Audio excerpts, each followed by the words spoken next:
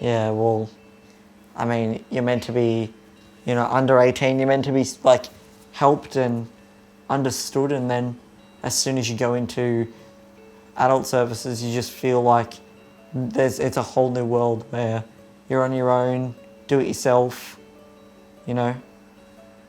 Going into the adult system, it does make me feel quite nervous because I'm used to having the doctors I've had now since I was born.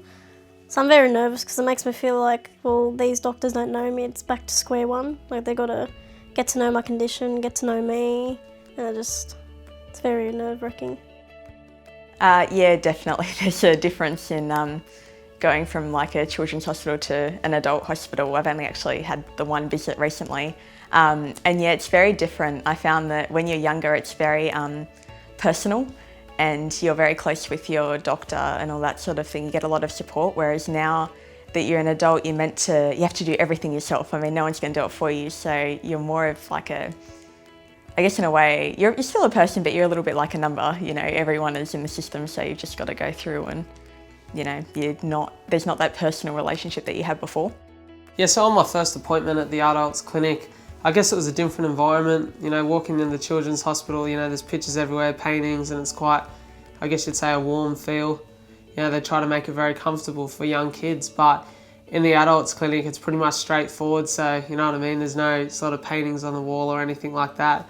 It's very much just get in, see your doctors and do your thing. But in saying that, like I said, it's a great team there, and I had really good support coming into that, before my appointment and on the day. So I was quite comfortable, even though it was such a different environment, still very comfortable in the feel of things and how things worked. No, I did find that in my first appointment, I had a bit of a shock in that the care wasn't as personal as I had expected it to be. So for me, I thought that I would see my endocrinologist that I was referred to, but in fact you are put in a pile and there's residents, and they will take your file out and you'll see a resident, which isn't your actual doctor. And for me, my doctor popped in the last maybe 5-10 minutes, sort of said a quick hello and then looked over my blood sugars and left sort of thing. So for me, that was quite a shock. So I was expecting to, have this, say, half an hour with my endocrinologist and talk to them, whereas it didn't work that way.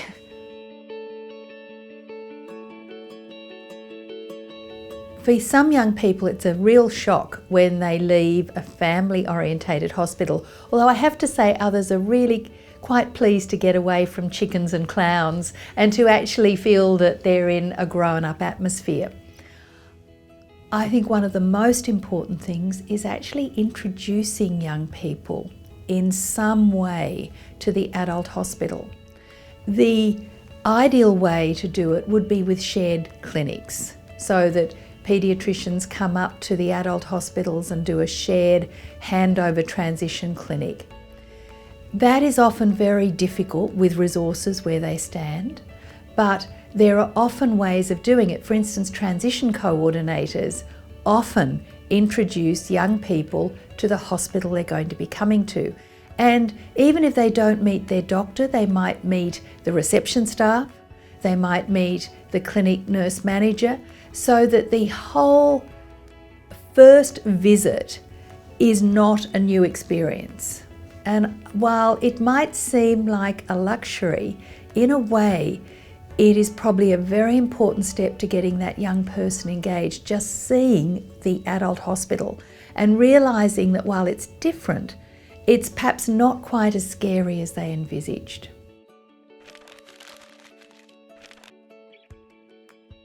I think there's some very practical things that adult clinicians can do to ensure that young people stay with them. First of all, they should treat the young person as being quite knowledgeable and an expert on their condition. I think that they need to understand that parents need some role in that transition period, even though the young person is generally over 18 and rules of confidentiality apply. Adult clinicians are often not used to dealing with parents and other family members. I think they need to be patient and understand that young people may not always turn up, and not to get angry about that, but to actually find out why they didn't turn up and see if something can be done to improve that. Perhaps a slightly later improvement so they don't have to get time off school. That might, or seeing them in the school holidays might be an option.